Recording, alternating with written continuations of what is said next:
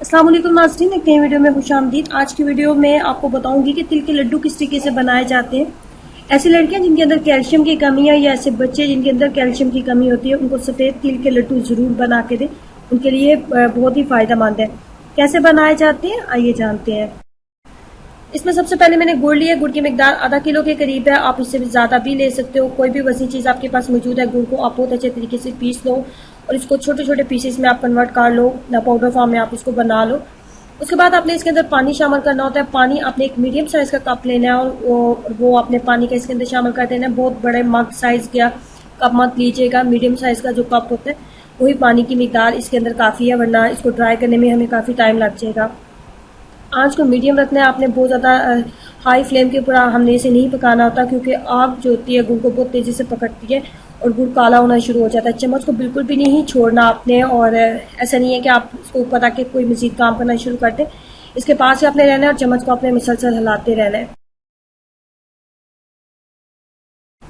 गुड़ मेल्ट होना स्टार्ट हो चुका है। अब आपने चम्मच को बिल्कुल भी नहीं छोड़ना। चम्मच को बिल्कुल मत छोड़ें और जो साइड के ऊपर गुड़ लग रहा है इसके साथ ही चम्मच को आप हिलाते रहें, ताकि साइड से अगर गुड़ लग गया तो गुड़ के अंदर जो है सारी कड़वाहट शामिल हो जाएगी। फिर आपके तिल के लड्डू अच्छी शक्ल में नहीं बनेंगे और उनका टेस्ट भी आपको अच्छा नहीं आएगा। इसे चम्मच को अपने मुसलसल हिलाते रहना है। आंच को अपने हाई नहीं रखना, फ्लेम को अपने हाई नहीं रखना होता। मीडियम फ्लेम के ऊपर ही आपने इसको पकाना है और साइड्स के ऊपर आप चम्मच को मुसलसल आप हिलाते रहो और इसको आपने इतनी देर पकाना होता है कि ये गाढ़ा हो जाए। 15 से 20 मिनट इसको मीडियम फ्लेम के ऊपर पकाने के बाद ये बिल्कुल इस शक्ल में आ चुका है। ये आपको नजर आ रहा होगा, ये गाढ़ा हो चुका है। बहुत ज्यादा गाढ़ा आपने इसको नहीं करना। बहुत ज्यादा गाढ़ा आप इसको मत करें। जब आपको लगे कि इसके अंदर बस तार बनना स्टार्ट हो गई है तो आपने इसको उतार लेना है।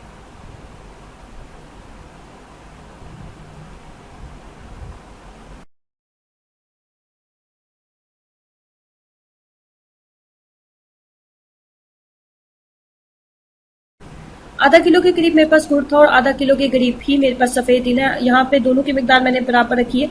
जब तिल आप शामिल करो तो यहाँ पे आप मजीद चीजें भी शामिल कर सकते हो, जैसे आप बादाम, पिस्ता, अखरोट और इस तरह की जो भी चीज जो आपको पसंद हो। खोपरा भी कुछ लोग इसके अंदर शामिल करते हैं, आप वो भी ऐड कर सकते हो।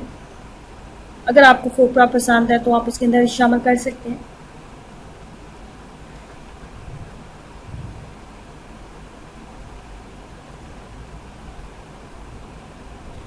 अच्छे तरीके से इसको मिक्सअप कर लें। जब अच्छे तरीके से मिक्सअप हो जाए तो आपने जिस बर्तन के अंदर इसको रखना है उस बर्तन को भी आप ग्रीस कर लो किसी भी चीज़ के साथ, और फिर आपने चम्मच की मदद से इसको इस तरह निकालते जाना है और इस तरह आप इसको उसके अंदर रखते जाओ, ताकि अभी ये बहुत ज़्यादा गर्म है, बहुत ज़्यादा ये गर्म है। अगर मैं इसी तरीके से वो कढ़ाई के अंदर से लेकर बनाना स्टार्ट कर देती तो मेरे हाथ जल जाते। इसे मैंने पहले जो बर्तन था उसको पहले मैंने घी के साथ अच्छे तरीके से ग्रीस कर लिया। उसके बाद मैंने चम्मच की मदद से निकाल दिया ताकि इसको अच्छे तरीके से हवा लग जाए और ये नीम गर्म हो जाए। जैसे ये नीम गर्म हुआ है मैंने इसके साथ इसको गोल शक्ल देना स्टार्ट कर दी है।